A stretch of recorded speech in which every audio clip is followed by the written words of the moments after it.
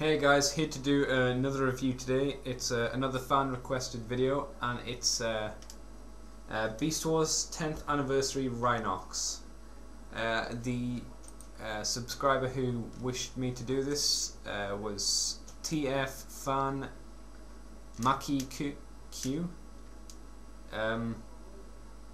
Well, you know who you are. I'm sorry if I pronounced your name wrong. I probably did, but pronunciation is not my strong point. And my god, it's snowing really heavily outside, and it's supposed to be summer.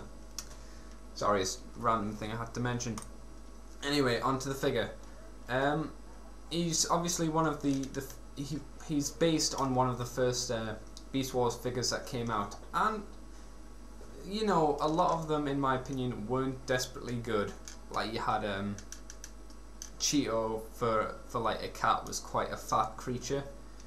You did have a lot of good ones, and you know, Rhinox definitely would fall into the category of a good Beast Wars figure. Being the 10th anniversary one, what they did to him, as far as I can remember, they gave him a darker colour for his skin, and also shoved on the maximal symbol there. And they did some other things to the robot mode, but we'll get onto that a bit later. Being a Beast Wars figure, and in this mode he doesn't get a lot of movement, but his front legs do move forward there. His mouth does open, unfortunately revealing the face, but you know, what can you do?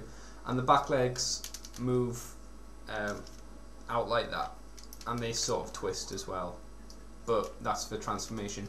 All in all, he's quite a nice little rhino. All of his parts, like these, go inside of him, but I forgot to put these in him when I transformed him. Anything else I can say? Not a bad rhino mode, but I'm sure there are better ones out there. I don't know what Transmetal 1 or Transmetal 2, whichever one he was, Rhinox was like, but he didn't look quite as good as this, in my opinion. So I'm gonna get onto the detail part of this guy, then onto robot mode, so I'll see you.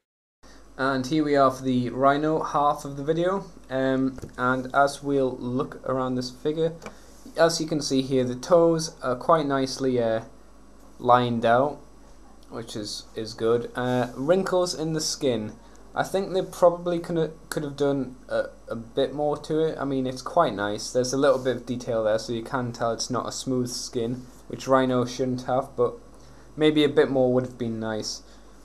One other thing they didn't have on the original, they had, I think it was a red eye or a green eye for him. Here they've coloured it properly, so it's a pupil, an eye with a pupil in instead of just one colour for an eye.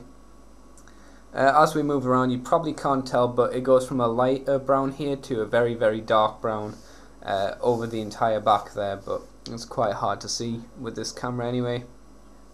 We open the mouth, just to have a look at his teeth. And you notice he's got some nice detail on the teeth. They're not sharp, but they do look like herbivore kind of teeth, and they are slightly painted white, but nothing extreme. The horn again is quite nice. Strange that they've coloured this one in gold and they haven't done anything to the little one there, but you know, whatever.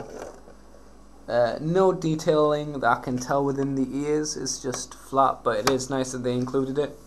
And I'm not sure why they wanted to put the maximal emblem on the side of them when they didn't have that in the show, but you know, whatever. He does look a bit pants though when you get around to his rear. Giant gap with this little teeny tail that doesn't move, that forms the sword.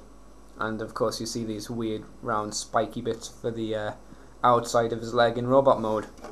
All in all though, you know, he's not a bad beast mode, but there are better ones out there, like Megatron, etc, etc.